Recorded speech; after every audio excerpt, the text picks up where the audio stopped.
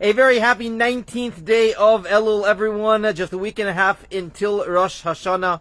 And sometimes when you get deep in the month of Elul, towards the high holidays, and you take this seriously, you can run into danger. And the danger is that when a person is involved in self-introspection and soul-searching, you can get a little down. Sometimes it's not always so pretty. And I know people tell me, Rabbi, I read that machzor, I read the prayer book, Rosh Hashanah, especially on Yom Kippur, and it can be, let's be honest, depressing at times. And that is when it is so important that Teshuva, the process of Teshuva, never can be something that makes you feel bad. Nothing good happens when a person feels bad. Guilt isn't the motivator for mitzvahs. And so if Teshuva is making you feel bad, if thinking about your year, thinking about what went right, what went wrong is making you feel bad, that is not coming from a holy place. So as we're deep in Elul, I always find it like a gift that actually yesterday, the 18th day of Elul, we know 18 in Hebrew is Chai.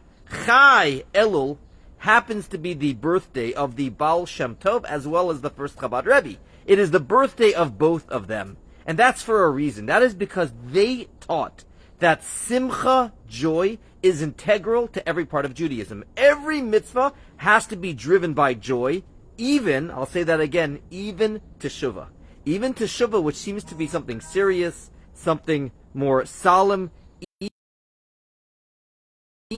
There's a beautiful story of the Baal Shem Tov, that once he came to a town, and when he got to the town, people were kvetching. They said, the chazan, the cantor here, is an odd fellow. And he said, what's so odd about the cantor? He says, on Yom Kippur, when he gets up to the part where you say all the mistakes that you did, the Alchet, the Ashamnu Bagadnu, he sings it in a joyous, upbeat melody. So he's an odd fellow, and the Alter Rebbe comes up, the Baal Shem Tov, to this person, and he says, is that true?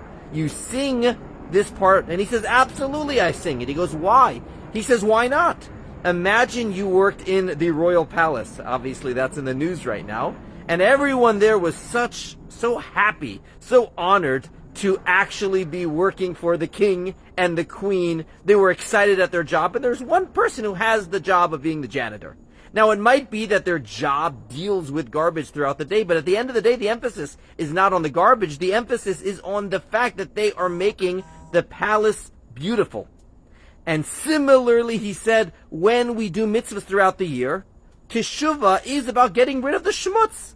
We have a little shmutz to clean up, but that has to be with joy. This is the janitorial duties that we do, that we get rid of some of the dirt that accumulates throughout the year, but that's a happy job. And so when it comes to tshuva, it's not about bad past.